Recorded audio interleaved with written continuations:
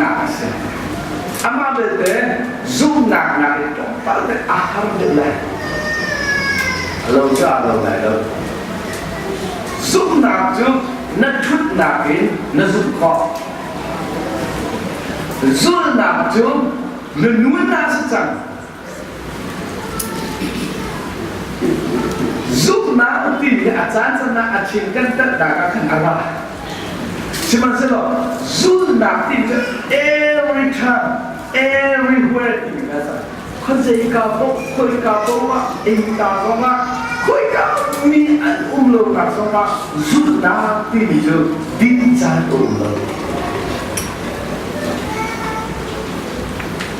อาดินเทียมดิฉันจะสอนให้มีกุลเลกาดิฉันจะได้เกี่ยมาท่านั่นก็ต้องช่วยไหมโอ้เดาดักสิ He must follow me because after subscription ngak lagu layamen. Disebab ni anik acua ni aseca Pasal Allah terbiasa. Zul nak ni, Jun, bakal mulai dari action ni dong akan. Kalau jumpa positif apa kalau lo Akazul api tu kita terasa tahu tak dia. Akazul tu apa? Juga tu zul nak akar boipa long term hidup mesti orang si supat ni dulu orang nan buat si manusia dia akan jatuh ni hidup asyik jatuh.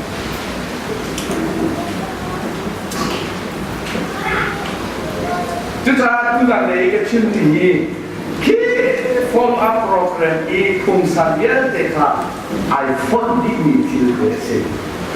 Sudah kan ini,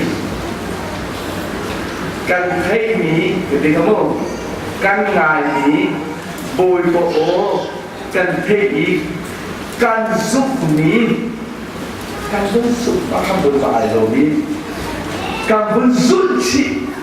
Kan diri, zakang nakalkan hati tika kanjun, boy pa ay long sebab in, boy pa long sebelawin, rian fiel akan betul, kema, boy pa azul buang long mereka rian akhir halap. Saat itu, pasien ni rian fiel ini, ki zubna mati, apa itu buat kita pun pasien ni afiel ni, pasien ni rian akhir ni, pasien ni tahun pek adun cangmi pak itu kri azul tumbas, tilian dan akhir cangmi pak itu kri azul tumbas. Juga zul nak kahit rian kita pun.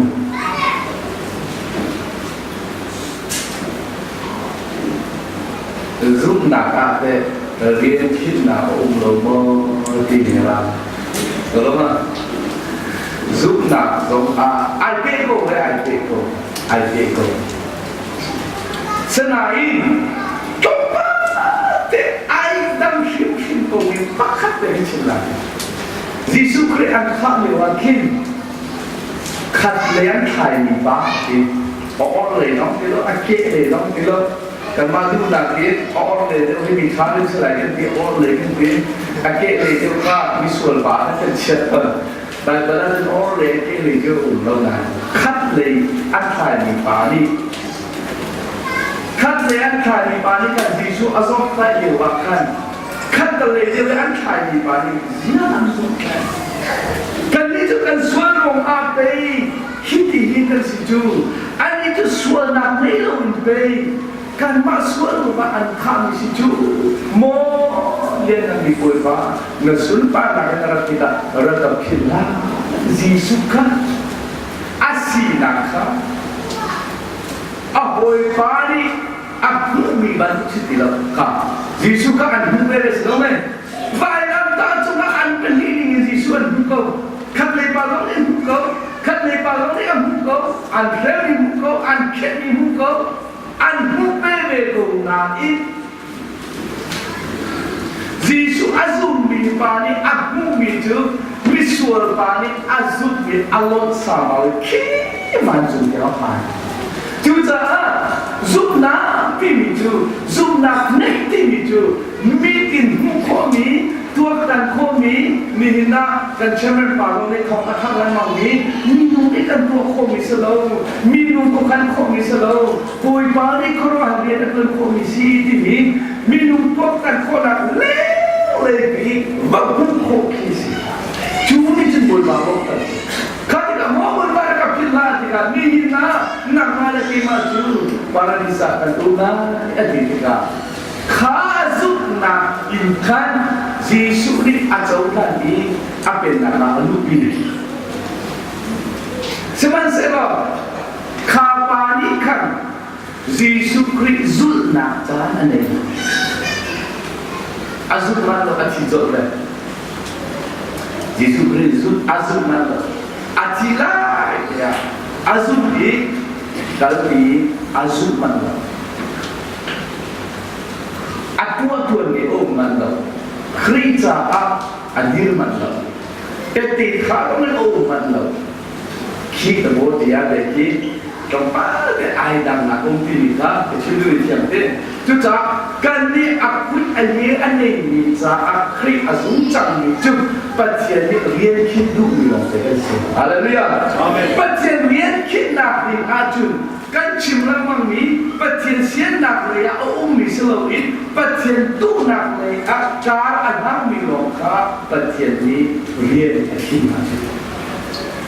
Tu sahaja zuna Ini pasien nokter ayah payah rian kini bahasa. Yesus nanti jadi mana akan lalu di hidup sih.